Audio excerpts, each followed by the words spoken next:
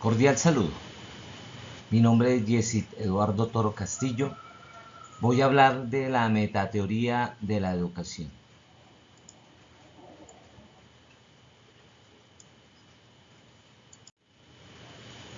Es importante saber que el documento base de este trabajo estaba con base en la teoría y metateoría en el campo educativo de Armando Gómez Villalba. Una noción específica cuando uno busca esto en el diccionario de la Real Academia de la Lengua no está, pero sí le podemos hacer una morfosintaxis a este trabajo. El prefijo meta, que significa después de, acerca de, entre, junto a o con, y el sustantivo teoría, en tanto hace una referencia a la hipótesis, cuyos efectos es hacia la ciencia, unos efectos de aplicación. Esto nos conduce a que una metateoría se dedica al estudio de una teoría o de muchas, o sea, es a nivel macro. En este sentido general, sin embargo, el autor Toga dice que esto es el estudio, más no la aplicación. El contenido del siguiente trabajo hay una definición en un primer momento, en un segundo momento, la caracterización de la metateoría y que es algo multireferencialidad. En un tercer momento, la metateoría, razón y necesidad, luego la tesis teórica y la importancia de esta. En este momento voy a quitar la cámara para poder seguir explicando.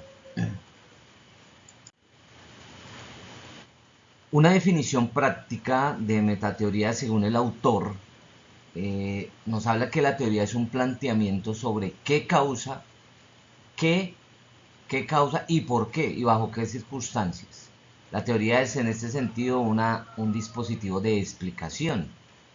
Entonces bien interesante porque cuando se hace una elaboración de teoría se parte de un lenguaje y este es suministrado por otras teorías anteriores. Es decir, tuvo que abordar otros autores. El nuevo conocimiento se relaciona con uno nuevo. Aquí le hacen una metáfora sobre cuando hay las ramas de un árbol y ese follaje que lo caracteriza. Ese documento previo, esos elementos previos, esas tendencias previas y esos avances ulteriores, es decir, que van más allá.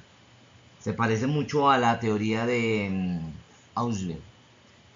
Ese nuevo conocimiento se desarrolla por un proceso de atajos, caminos y ramificaciones, donde las nuevas ramas teóricas serán seleccionadas dependiendo de si es compatible o no ese conocimiento anterior. También en esta diapositiva podemos decir que por otra parte la teoría se construye a través de una negociación mutua entre un significado y el poder. ¿El poder de quién? Entre el investigador y lo investigado, entre los datos y la teoría.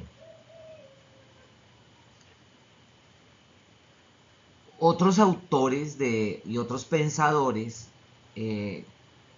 cuando afirman sobre la definición de metateoría, por ejemplo, esto se debe concebir con patrones de descubrimiento.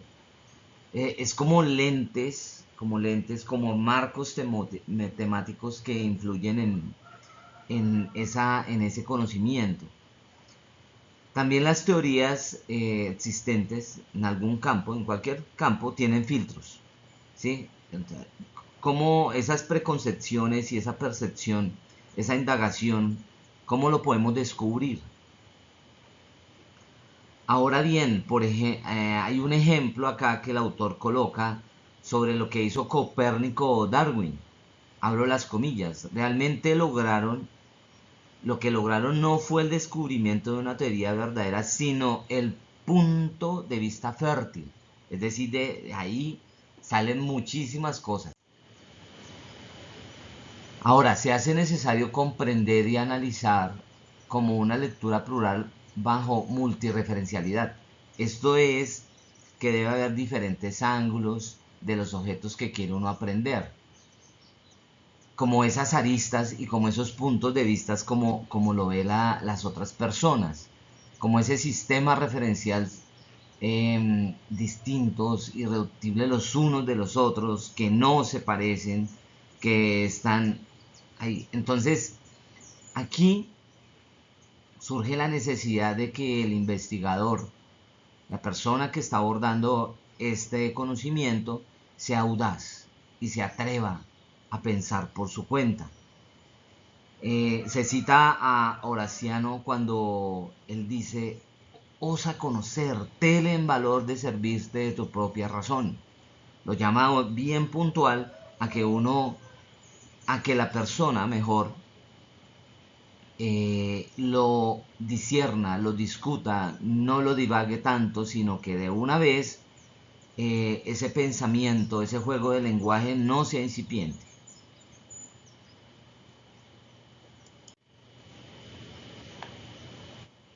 Una de las características de la metateoría es razón y necesidad. La razón como tal es de que haya esa metateoría, y estas son limitaciones de las teorías para alcanzar a entender por sí solas los fenómenos de los que se ocupan. Esto es decir, hay que mirarlo, hay que delimitar esa metateoría para poder alcanzar a entender. Es decir, de lo macro a lo mínimo. Y así se puede intentar abordar el tema de forma concreta. Ahora, en este momento lo que nos corresponde, sobre todo en Latinoamérica, aunque el documento es mexicano, pero permea toda Latinoamérica, me atrevo a decir esto, se hace la necesidad de ese trabajo para compensar con mayor síntesis la abundancia de un análisis y enfatizar en su valor funcional de nuevos campos disciplinares. Es decir, que sea esto holístico, que sea de una forma grande, que sea una forma que de verdad aborde y trate de solucionar los problemas existentes.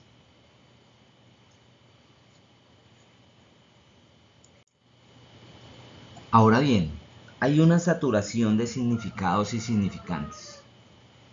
Hay significantes de lenguajes operantes y estos lenguajes operativos. Eso, dentro de un contexto del discurso, son simplemente añadiduras, son incrementos y una movilidad creciente para que esto se dé. Esos emplazamientos y delimitaciones ayudan a que se aborde una construcción discursiva desde el punto de vista de lo multireferencial. Es decir, ese afán de generar múltiples líneas de reflexión, cadenas y redes para que ocupe no solamente esa teoría, sino muchas. Ahora bien, en este cuadro, donde habla de diferencias entre una investigación empírica y una investigación teórica, eh, pues hay que analizarlo y sintetizarlo de tal forma que de verdad se genere esa y uno pueda identificar, se genere ese conocimiento. Por ejemplo, un objeto a interpretar en la investigación empírica son los datos, ¿sí? Pero cuando se habla de investigación teórica, entonces hablamos sobre concepciones y planteamientos. Por otra parte, el papel de los datos empíricos son referentes directos de la aplicación. En la investigación teórica los referentes son indirectos. El papel de la teoría en la investigación empírica es un medio para interpretar los datos y se subdivide en varios niveles de abstracción que están implicados ahí. Uno, el nivel empírico, y el segundo, el nivel teórico, que es una reflexión sobre esos mismos referentes. En cuanto a la investigación teórica, aborda tres niveles. Ya abordó el empírico, el nivel teórico, pero ahora se mete con el nivel metateórico, que es una reflexión de esos referentes teóricos. Como producto, como que es lo de mostrar, está el discurso teórico sobre los datos y en la investigación teórica el discurso metateórico sobre las teorías. Entonces, muy puntual lo que se dice en este apartado como producto. La valoración en el campo educativo es sobrevalorada, en cambio en la investigación teórica es desvalorizada. Cuando se presenta en el campo educativo, esta investigación empírica es abundante, maestrías es lo que hay de esta parte, y la investigación teórica pues es escasa. En este caso, maestría, doctorado. Recepción en el campo, pues se acepta, hay aprobación, se percibe algo como habitual, se genera interés, elogios, disposición positiva a priori, mientras que en la investigación teórica hay una reticencia, hay una desaprobación, percibida como algo extraño, genera suspicacia y reparos y hay una disposición negativa a priori. Esto es bien importante porque cuando a la hora del producto no se tiene tanta aprobación, entonces la gente tiende a quedarse solamente con lo de la maestría. Ahora, las diferencias entre el estado del conocimiento y una investigación teórica. Entonces, ¿cómo se presenta? En el estado del conocimiento hay un gran número de autores representativos en esa frontera que se ha dicho sobre un tema. Por citar alguno, Ausubel con su teoría, o puede ser Edgar Morin con su pensamiento complejo. En cambio, en la investigación teórica se va más allá de los autores, lo que han dicho sobre el tema, más allá. El discurso de genealógico y lógicamente heterogéneos, tan solo clasificados, y esto es justapuestos siempre en el conocimiento, en el estado del conocimiento. Por otra parte, está el discurso lógicamente homogéneo, articulado, clasificado y jerarquizado. Orgánicamente es una narrativa argumental. Lo que se quiere aquí es el argumento. Autores y planteamientos representativos en el estado del conocimiento. En cambio, en la investigación teórica hay autores y planteamientos indicativos. Unos indican y los otros representan.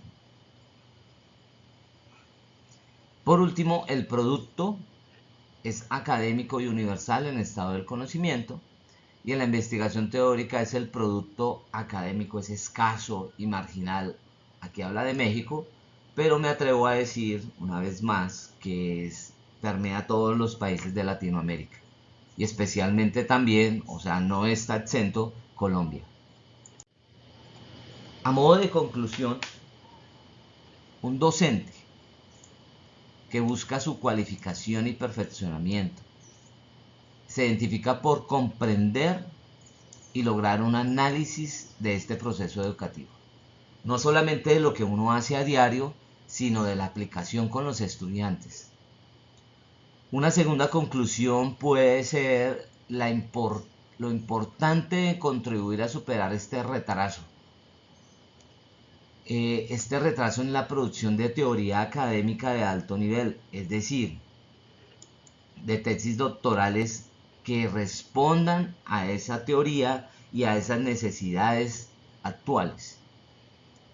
Una tercera conclusión, pues simplemente es que el mercado en la actualidad exige cómo está eso. Entonces, para esto debe haber políticas públicas y políticas académicas de alto nivel, por traer, y que haya esa producción de la teoría. Por traer algo a colación, el decreto 1278 le exige al docente nombrado en propiedad que se capacite, que se cualifique, y a través de, para ello, si quiere mejorar su nivel económico. Un último es que la metateoría de la educación va cogido de la mano de la pedagogía y la didáctica. Esto no y tampoco es negociable. Van unidos. No hay pedagogía sin didáctica y mucho menos metateoría en educación, y viceversa. Esto trae como reflexión la epistemología, la ontología, la axiología, en todos estos campos del saber, que son las bases filosóficas de la educación. Las referencias, pues como lo dije en un primer momento, está tomado de Villalpaldo, 2009, la teoría de la metateoría en el campo educativo. No siendo